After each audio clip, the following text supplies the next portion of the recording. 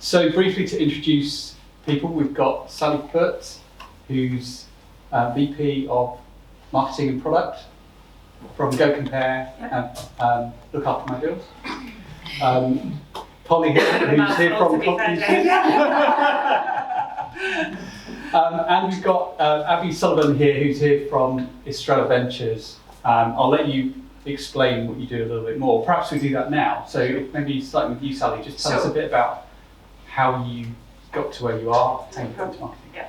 So I have to start saying I feel like a little bit of a fraud calling myself a marketeer because I've spent the vast part of my career working on products, so on the digital side, designing sites and apps and that sort of thing and getting people to use them. And it's just been for the last sort of 2.5 years that I've been running marketing in conjunction with that at Go Compare.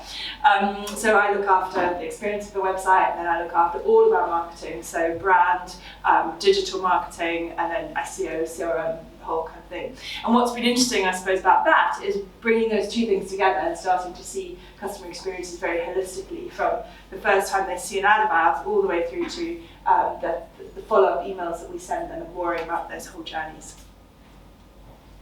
Thanks, Sally. Well, I feel very inferior to you, so I'll start with that. I also feel like we're going to do a bit of a boy band thing in a minute. Switch tone. We're going to go. So I work here for Cognisys. We are this is always a bit of a mouthful, a people analytics platform. So essentially we package and sell software which helps human resources managers and recruiters and talent acquisition managers to basically identify the very best people that are going to fit their organisation and stay there. So people analytics based on neuroscience, it's very, very clever stuff, far beyond me.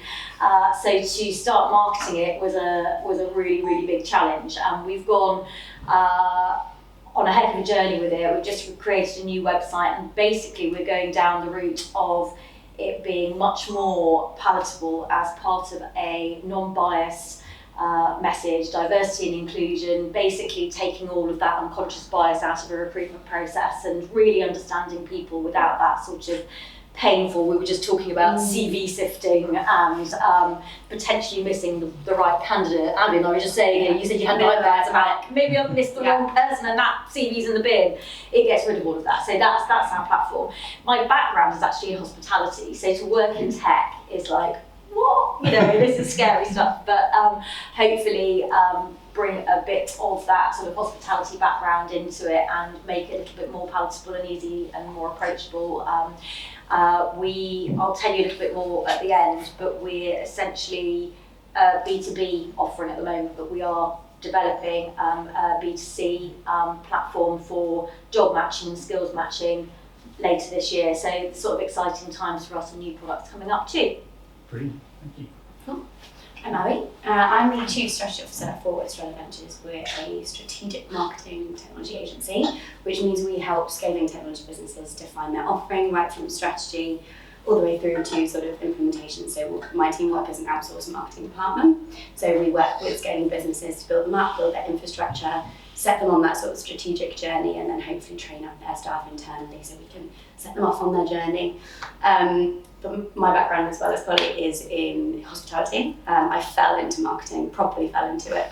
I couldn't get a job out of university at all. I worked for a company in Bath reading reports, basically, proofreading, spell checking. And the MD called me in one day and said, your CV looks quite eloquent. Do you want to run our social media? I was like, sure. I've only ever used Facebook to post embarrassing pictures of myself. It seems fine.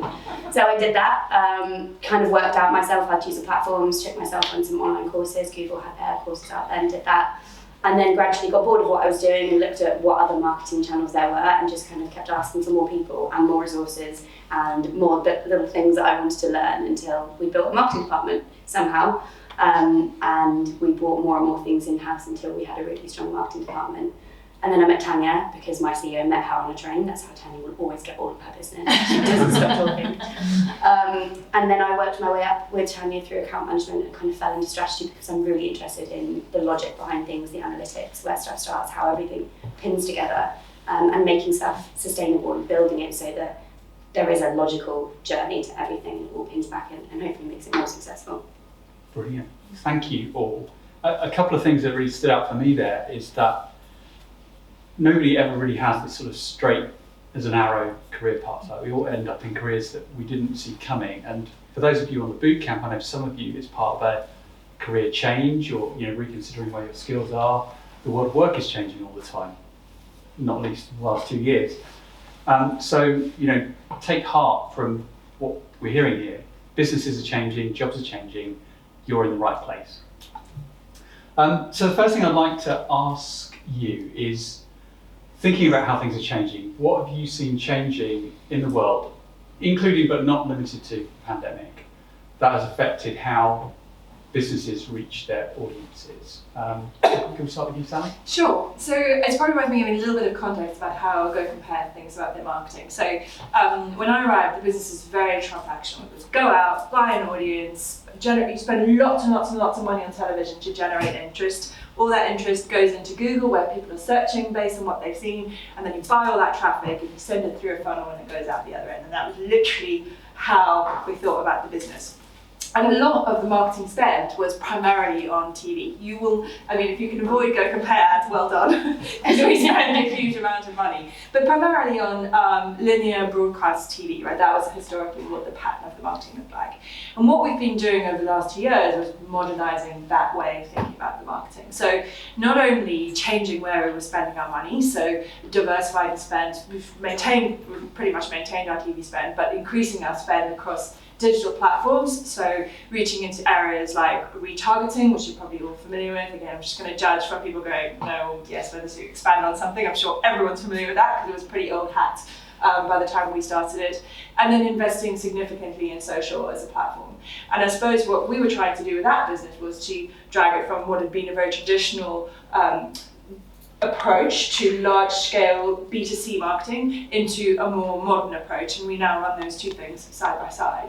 Whereas I suppose what you see in businesses, and you guys are probably going to talk a lot more about this in the scale-up space, is they're not even bothering with above the line, right? It's all focused on digital. And then I think the other thing just to say is that at the heart of that strategy were two other big pieces, one of which was the role of data, and we're probably going to spend some time talking about data, but making sure not only that we had clear pictures of the return on our investment, but connecting the spends together from different channels and being able to look at that holistically. And then the third element, which is the bit that I suppose I bought more than anything, was this intense focus on a customer and putting a customer at the heart of the business and thinking about that in terms of how it plays through, both in terms of the experience that they have on the site, but also how you structure and connect together the pieces of your marketing strategy. So, and I think that's what I don't think that's atypical what we've been doing for other businesses. I'd say those are some of the big trends, particularly for the older, more established businesses with the bigger marketing budgets. That's the journey that they're busy going on at the moment. Brilliant. Fantastic. Well, I've got in big capital letters data. So, in the olden days, we couldn't really measure marketing success terribly well. You might have higher revenue kind of coming through the business, but has that come from your direct sales approach, or has it come from a marketing stream? Which marketing stream? Not really got the idea. In the old days in hospitality, we'd go, right, okay, we'll put an ad in a local magazine for a restaurant's offer, for example, and we put a little tracking code and say, quote, Marv Life 274 to get your discount or whatever it was. It was really unreliable and really unscientific.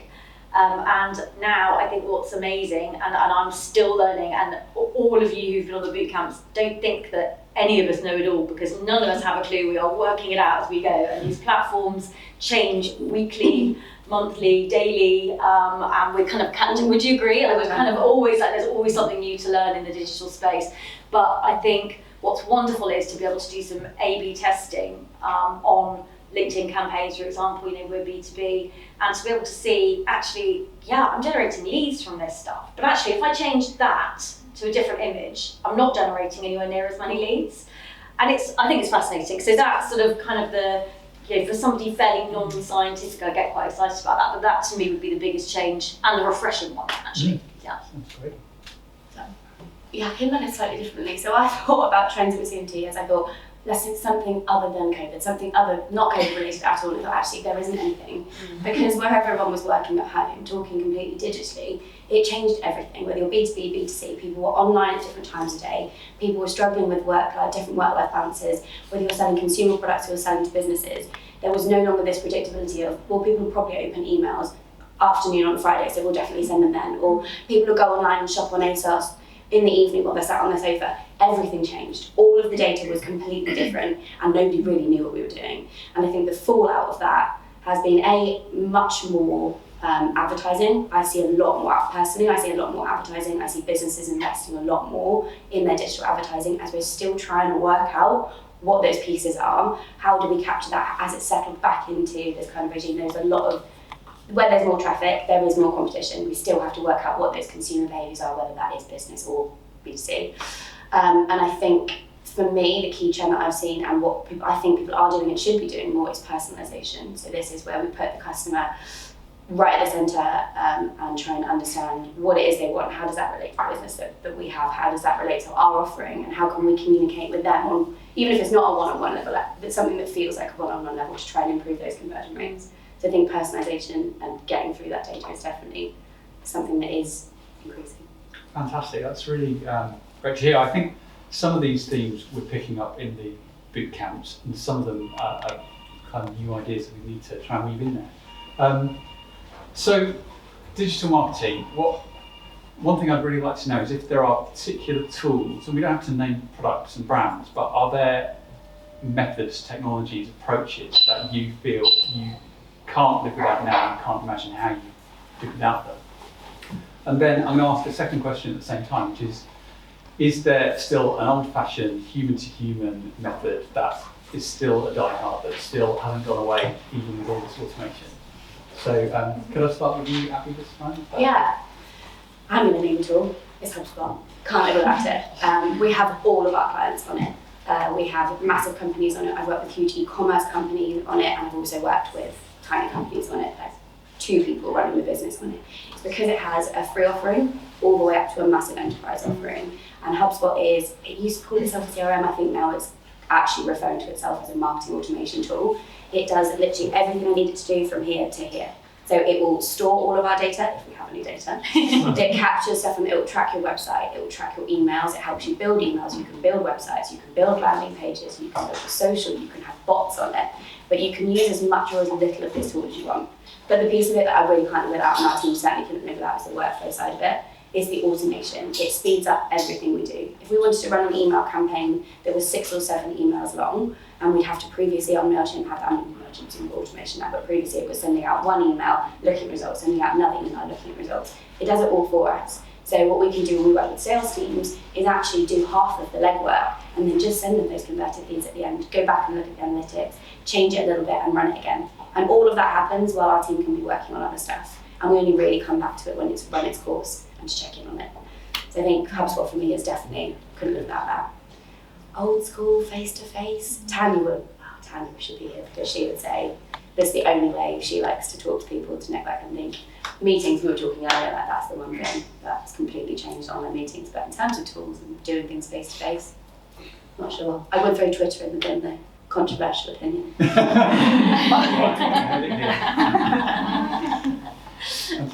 Holly? Yeah, I mean, I'm really jealous of Abby because sort of at the stage we're at, really, we're trying to do as much as we can for as little budget as possible. So I'd love to have HubSpot, but actually the other thing I want to do more of, and again, maybe this is because we're B2B, is these LinkedIn campaigns I'm just finding fantastic for genuine lead generation. And I don't mean like blanket campaigns where you're just scattergun approaching people. I mean targeted campaigns to specific job titles or even specific companies. I'm actually getting people picking up some real interest, and from that then it's, people are even giving me their phone numbers now. And I'm like, whoa, we haven't actually, have we got a company phone? Is there a phone? Everybody got a phone? But people are actually that interested that they're actually giving me their direct lines or their mobile phone numbers. And it's like, so that element of that extent of targeting is obviously working for us. Unfortunately, again, though, when you've not got a massive budget, it better bloody work for you because actually, you could throw loads of good money after bad. But yeah, LinkedIn for us is brilliant.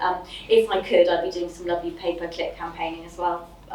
In the same vein, but I think as we grow, it's always chicken and egg, isn't it? That next big client brings in the next amount of money that you need to do a bit more.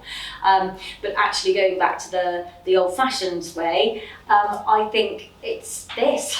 It's it's getting in front of people, speaking to people, sharing ideas, sharing knowledge, but also actually learning and going, actually it's okay to go, I don't know that.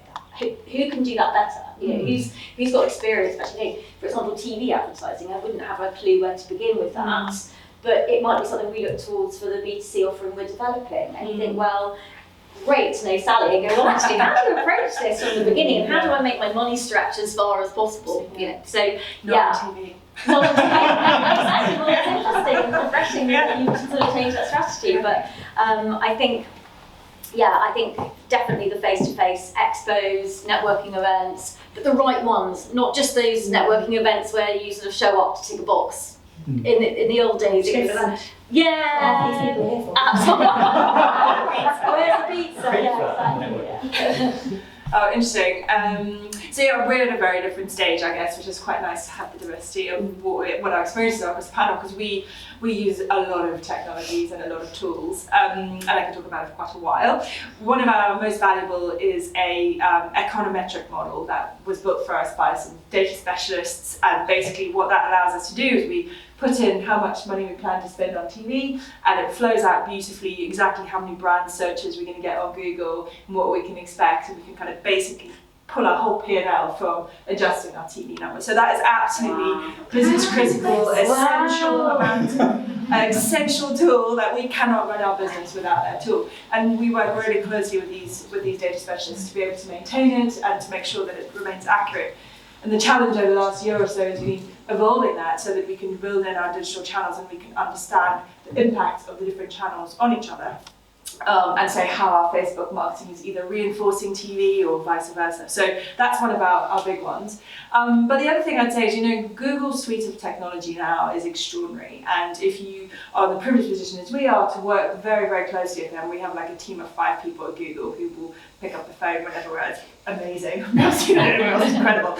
And, and so we really work them on getting the most out of their technology. And so one of the things we've been doing, which was a big thing for us, but isn't for other businesses, was moving to a ROAS bid strategy. Now, again, I don't know if it's the right level of technical detail, but what that basically does is you can tell Google, target on profit, and that's basically all you're telling that algorithm to do. You're not trying to cap anything, you don't have to go in and touch it, it will just work out how to get you the most profit, because you're feeding data back in. And when you're looking at that, you can have we have a relatively small performance marketing team, only kind of 4 people working on search across the whole of feature. And we've set Google up in a way that can run the majority of the stuff for us. And that's amazing, right? Because those people are then focused on strategic projects, they're looking for words or auctions that we're not in, and they're helping us to grow rather than sitting there administering an account.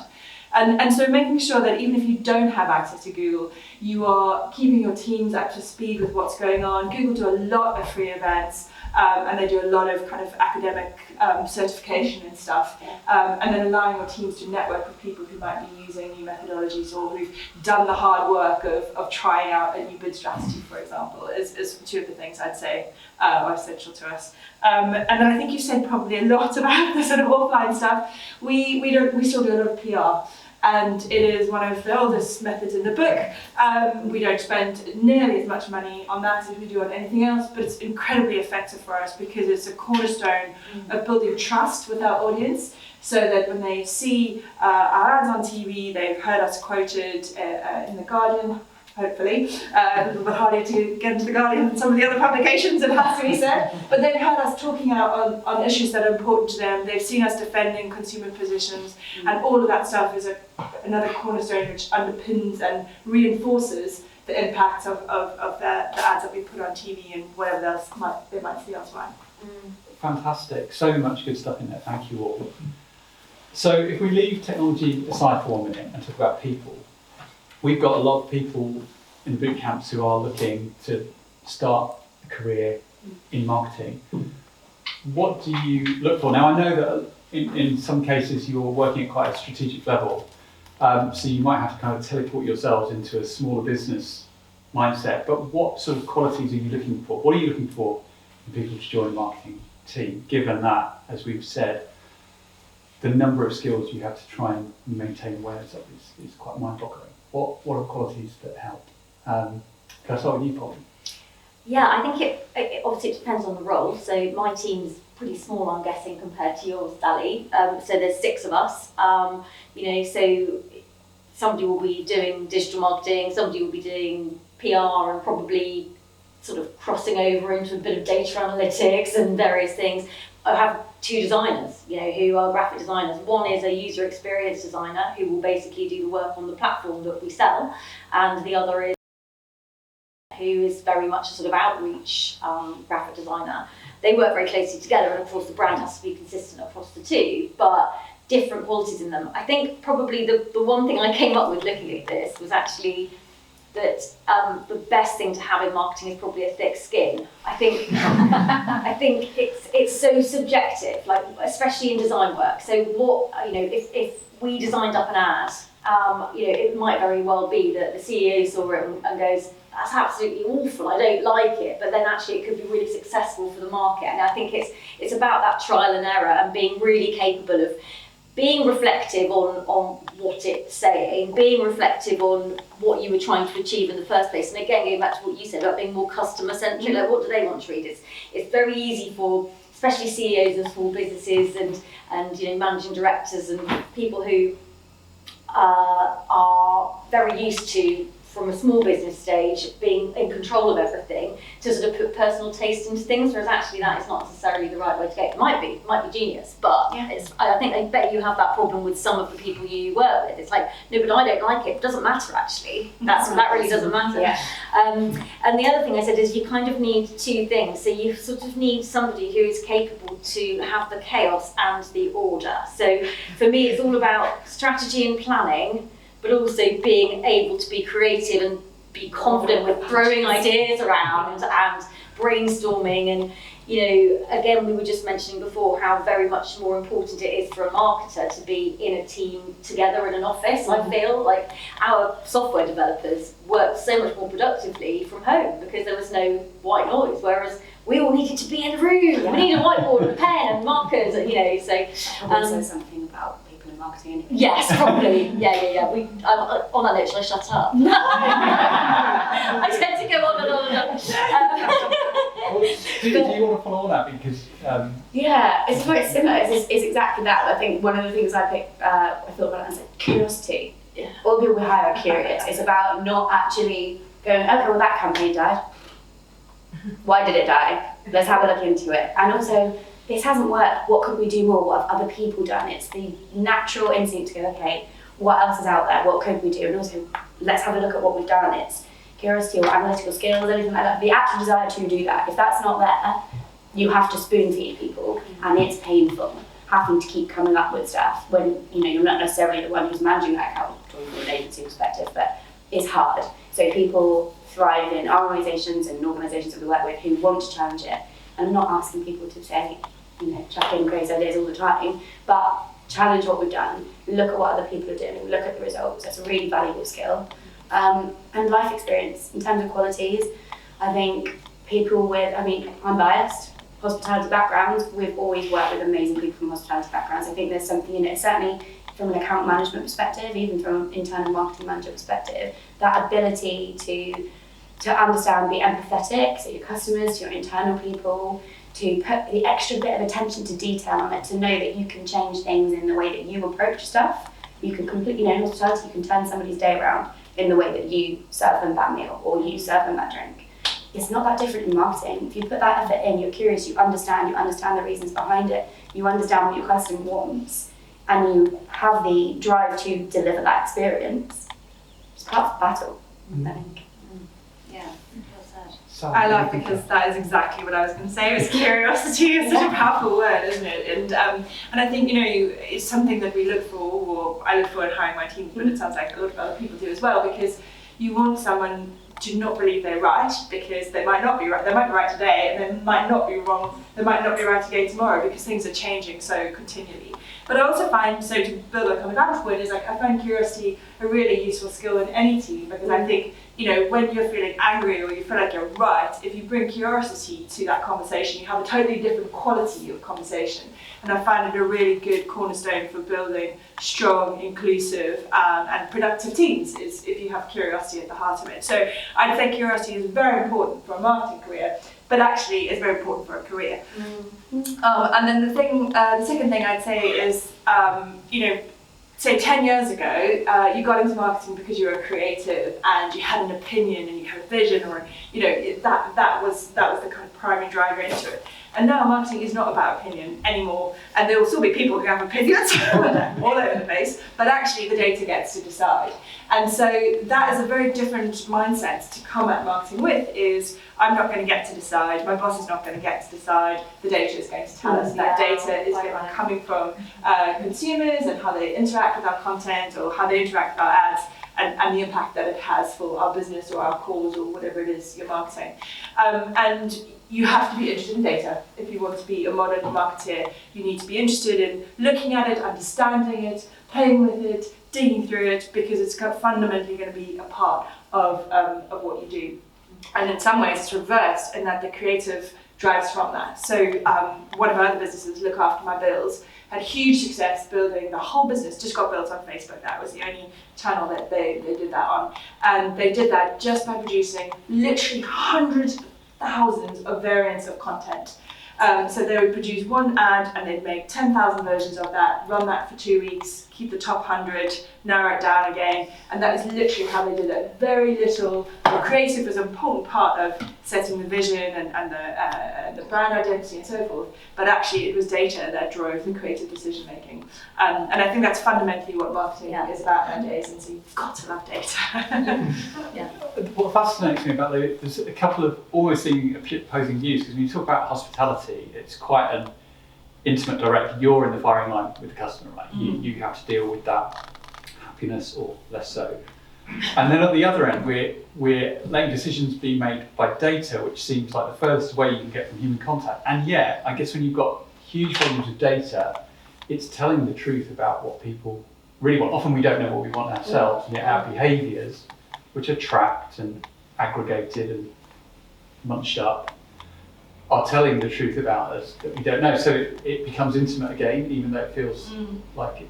But I think also to Abby's point about personalization, right, is when you look at data and scale, you can have 300 pieces of creative running at the same time and focusing them on different groups of people or different, and so you can actually generate personalization, and you can use data to help you to get that right. And so it's an interesting spectrum, isn't it, where you can sort of achieve both. So even when you're using sort of massively automated tools, and you describe some of these, Sally, it still matters like that, knowing your audience. And the data's helping you achieve that, is that right?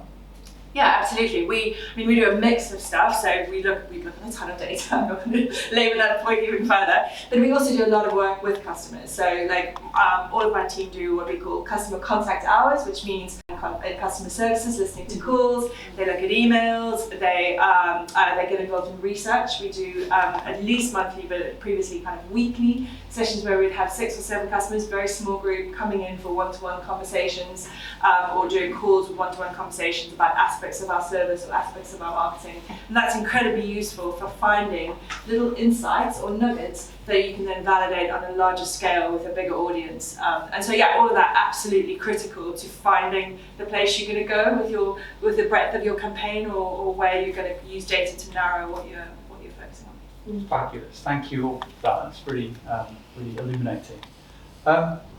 So at the start I asked you what changed in the last 2 years or so. Now it's time to make some predictions, if you dare. Because we're going to be in a post-pandemic world. Technology is going to carry on evolving. Metaverse might be coming. Who knows? Any views? You don't have to be predictions. You could say these trends are going to fade out. These trends are going to grow. Up to you. But can I start with you, Abby? Yeah, personalisation, can we go back to that? That's got to grow. Nothing's going to work if it doesn't. If we don't speak as though it's one-on-one, I don't think anything's going to resonate.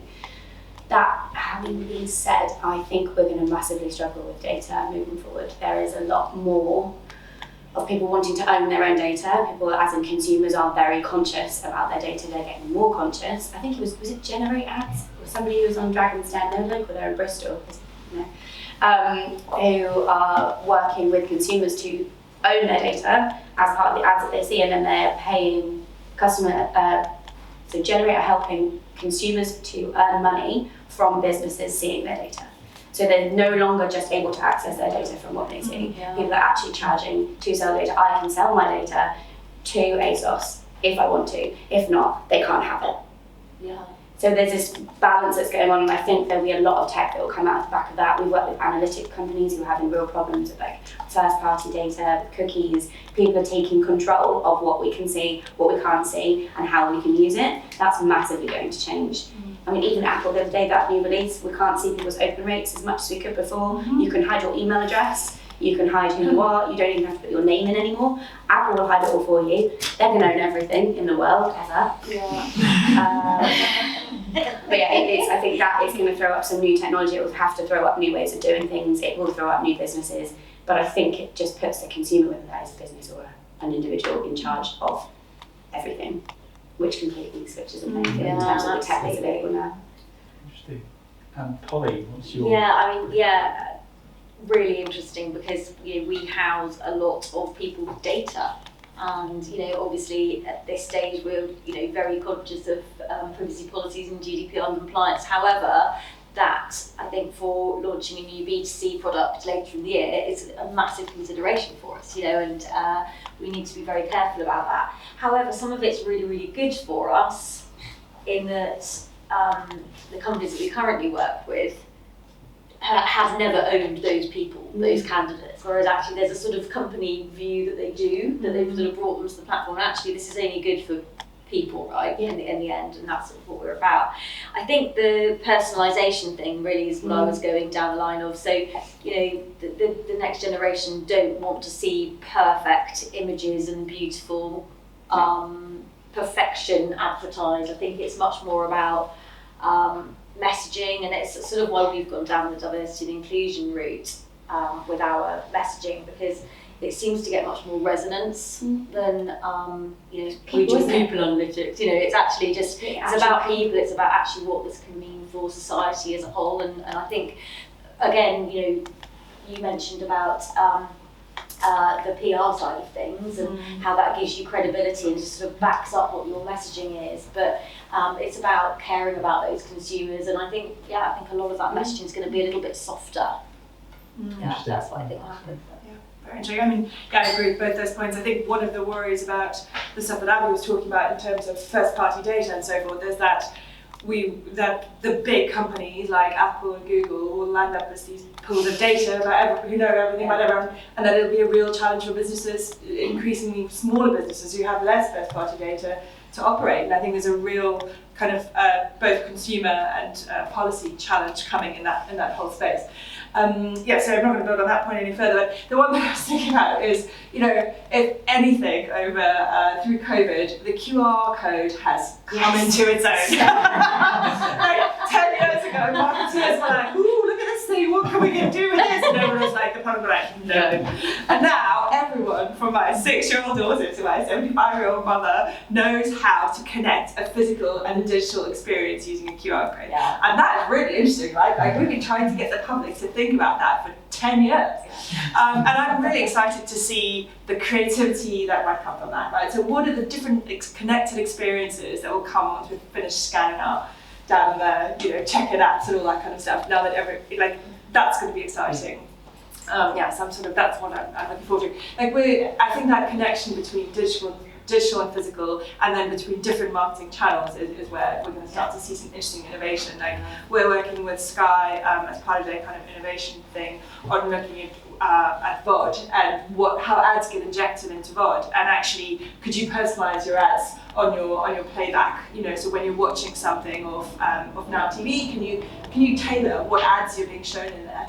And also, can you connect those ads to your phone and things like that? So I think there's some very interesting innovations coming on kind of cross-platform connection and that physical-digital connection, which we can only get excited about. Yeah. Well, it's interesting when everything's, mediated through the same little slab of glass. We kind of crave something real, create a connection to it. But also there's a lot about the current like digital marketing model that's just broken, you know. I was like trying to read an article on Somerset Live yesterday about like a local event that I really wanted to know about. And you actually cannot read that publication. I'm sure most of you as kind of locals have tried. And it is so impossible because the things are popping and you can't even work out what is article and what's and that cannot persist. Like, you know, because you have to really, really want to read that article to be bothered with that experience. And the thing that's broken it is the advertising that's being injected all over the place in it, and the quality of the tracking and so forth. And that's what I hope we fix when we solve the cookie problem and we protect people's data, is that we make those experiences valuable for the publisher, but also valuable for the person who's reading.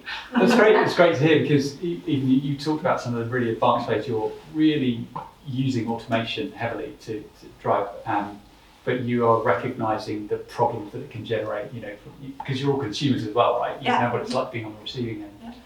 Yeah. Fantastic. I've got one more question, but I wondered if anyone in the audience had a question for our panel. Got one there. Okay, cool, go. How do you deal with the potential sort of tunnel vision from assessing the data? Because I work in the video games industry, and we've had issues where people go down the path of looking at data too much when the broader problem is the game is bad. You know, they sort of refine the but it's just, they get obsessed over it, including designers and managers and CEOs. How do you make conscious efforts to like pull back and go, right, we actually need to do something completely different here from not just the data? Interesting. I mean, we have a pretty consistent product set, and the appetite for that, for like the types of insurance, for example, is pretty consistent. We can measure it.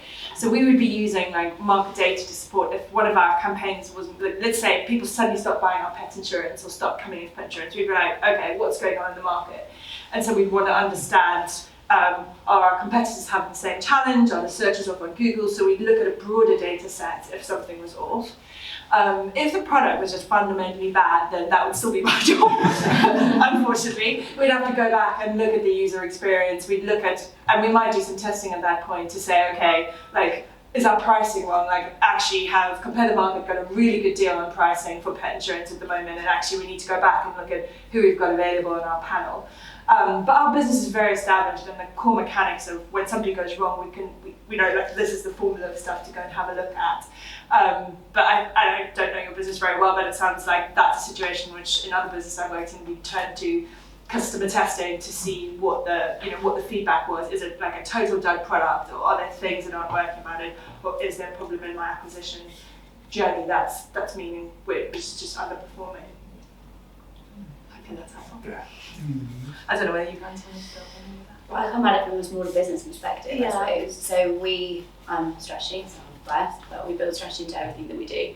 And it is about booking in regular sessions to pull it back to the strategy. So for our smaller businesses that we work with, the scaling tech businesses, everything's like described as part of what we do. So we look at the market, we look at the audience, we look at competitors. So every 3 months, we'll pull everybody out. We go back and look and we say, okay, well, this is what the data's showing us. This is what we think.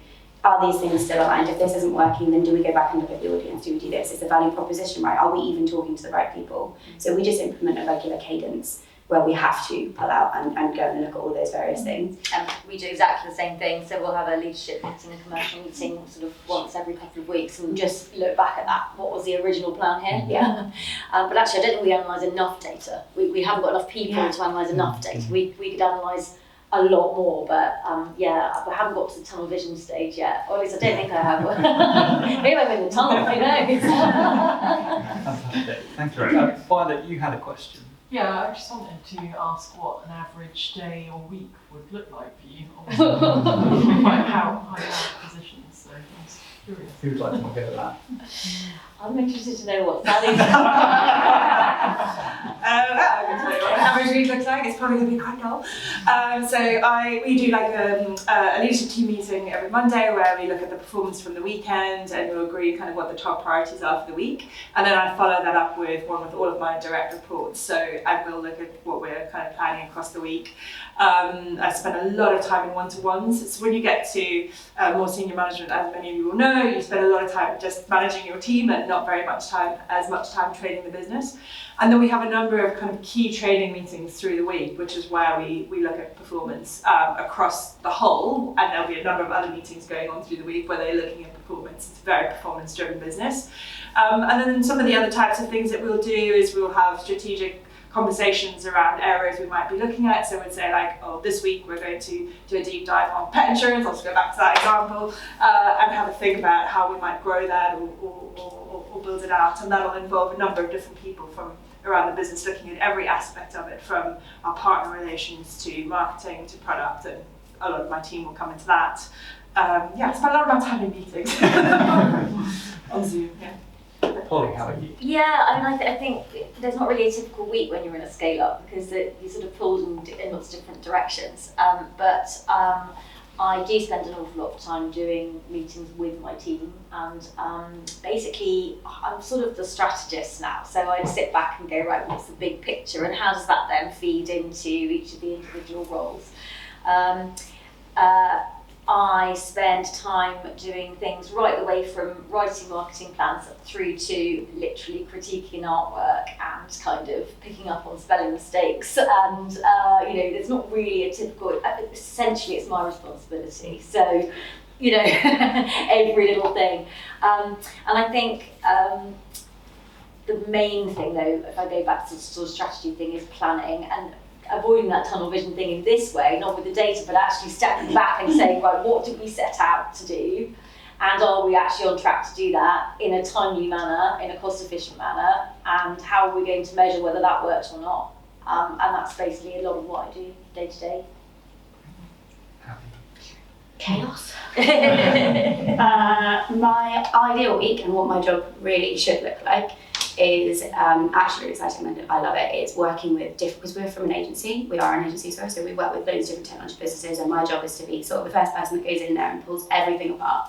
So I have this luxury of being able to walk into a business and learn absolutely everything about something new, a brand new technology. I will interview their board, I will interview the people that work in development, I interview their marketers, I interview absolutely as many people as I can within the time scale within the business. I speak to the stakeholders outside the business, I'll speak to their customers, I do market research, I do competitor research, I work with my team to put all those kind of things together, and I get to build this massive picture of what an organisation looks like, and then quietly spend the rest of the week by myself putting it all together, which for me is the best of both worlds. But in reality, we're a scaling business and an agency. So I was the first employee, been there the longest time, a lot of my time is spent being pulled between different projects, things that I've worked on the strategy for the clients, and I'll come back in and have to do the check-ins with those clients and work with my account managers to make sure that that's all on track. I train my team in HubSpot. I was the first person to use HubSpot, work with them on their career development. I am the person who, if there isn't a person in the business that can do it, it's my job to do it. And to learn how to do it really quickly, try it, fail it, and then teach everybody else how to do it. Yeah, me too, actually. Yeah. Exactly. Just let Abby test it for a week and we'll see how that goes. This morning I found I'm really bad at putting up code rails. So yeah, it is very, but I'm very privileged that we have an agency where I can come and work with so many different tech companies. So theoretically, it's a very exciting job. That's really great. We've got a question down here, George. Yes. Being someone actively looking for digital media marketing roles at an entry-level basis, so many, especially with LinkedIn, say minimum year experience. When you don't have that, how do you stand out from everyone else to even get an interview? Even though you've got great skills in many other areas, how do you bypass that 1 year to get your foot in the door? It is very difficult, right? So, number one, persistence. I'd recommend trying to contact people directly. Get someone to help you write your kind of intro email explaining your passion, your curiosity, your love of data, and why you care about their company. And you need to write each one of those individually, right? You can't just copy and paste the whole thing. Like when I copy and paste things, I'm just like, you didn't bother, I can't bother. If you delete, like the faster you can delete things out of your inbox, the better, right? So you want to make that really compelling for someone. But then the other thing I'd say, and see if you can find the right hiring person. Like if I got a really personal email like that, I would almost certainly pass it on to my director to say, can you please meet this person and have a coffee with them and see whether there's some way we can work them. You need to find the companies that are actively hiring. So look for the ones that have got the job ads and are trying to grow and scale their team. And what you want ideally is where there's multiple roles being advertised, because that hiring manager's got a bit more flexibility on how they shuffle things around. Otherwise, they're just hiring one person, they've got no flexibility. They absolutely need that skill set in the business now and then. But if they've got 2 or 3 roles, I can go, okay, well that person's got a bit more experience, I can move some of that budget over there, hire that more experienced person, and now we can bring in a more junior person that we can support better in the team. And then the other thing I'd say to look out for is programs. So hiring at the moment is a challenge, right? It should be an entrance market, but yes, the experiencing is a challenge. We've just launched a digital academy where we're going to bring 3 people in who don't want to go to university for whatever reason, and then we're going to train them in digital marketing for a year. Google and Facebook have got involved, so they'll get a little bit of accreditation, and they'll get a salaried job for a year, and at the end of that, ideally they'll either join our company, which would be a brilliant outcome for all of us, or they'll walk away with that year's worth of experience and a few certificates to support them, and they won't have had to accumulate all that debt of going to university. So try and find those types of opportunities, because they work really well for the company as well as for the individual, but you have to do your work to find them. Hopefully that's helpful. Well, I'm going to say, after pizza and what have you, pop into the conference room there where I've got some laptops set up to show you Yonder, which is our B2C offering, which essentially tries to get rid of that need for the CV and the experience, right? So it's basically going to measure your soft skills, it's going to pull together a beautiful digital CV for you, which you can send to recruiters and companies, which is going to make you really stand out. And so, yeah, there you go, there's my pitch. But we're just setting up a couple of laptops in there. Hannah, who's just at the back here, she's going to be in there to help. She's one of our lovely account managers here. So if anybody fancies just having a go with it, or just take the login and try it at home. But it is a really good way, if you don't have that year experience, of just showing, you know, what you're about so much more than that CV. You're about so much more. And just hopefully gets you in the door so you can get face to face with people, because I think that's always personality in jobs. It's always, also old school, pick up the phone. Yeah. If somebody, if I'm going through loads of CVs, somebody finds my phone number, it's not that hard to find online, or phones our office or whatever, and says, actually I'm really interested, this is the situation, this is what I'm passionate about, this is why I think I can do it without that year's experience. Can you tell me why you think you need that year's experience? What is it that you're specifically looking for? Because then and you say, can I come and have a coffee with you? What am I supposed to say? No thanks. What now? Yeah. We'll have a coffee. Okay. That's fantastic. Thank you, everyone. Is it a quick one? Just you talk about data, very interesting, and how Google and Apple perhaps are kind of aggregating and gathering more data, stopping other businesses accessing that. And of course there's GDPR. Has anyone ever come to one of your clients and actually asked for their data back or questioned you on how you're actually using it? Mm-hmm. Yeah, the most read documents on our website are the privacy policy, the data protection policy, and GDPR compliance. Okay. And quite often, we'll get questions about where is it all being used, and where will it go, and do we share it with anybody, and all of that kind of thing. So yeah, absolutely on our part. Yep. Absolutely, all different shapes and forms. So, and we're a regulated business, so you know, if we cannot, need to be able to respond to that, but also we're probably at the very high end of data protection and how we treat our customer data and how careful we are, because we're double regulated, if you will. Right, and the customers know their rights under GDPR. Yeah, interesting. Fantastic. So is the pizza ready, Jason?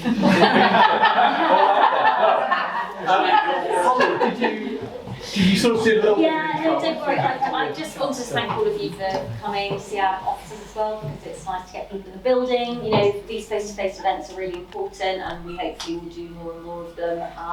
So I want to mention to think about is if you need an event space as well, because the space is available for that. And also, as you all launch, the marketers among you launch your amazing new careers, we are actually selling office space here as well. So I just wanted to mention that if anybody is interested, let me know.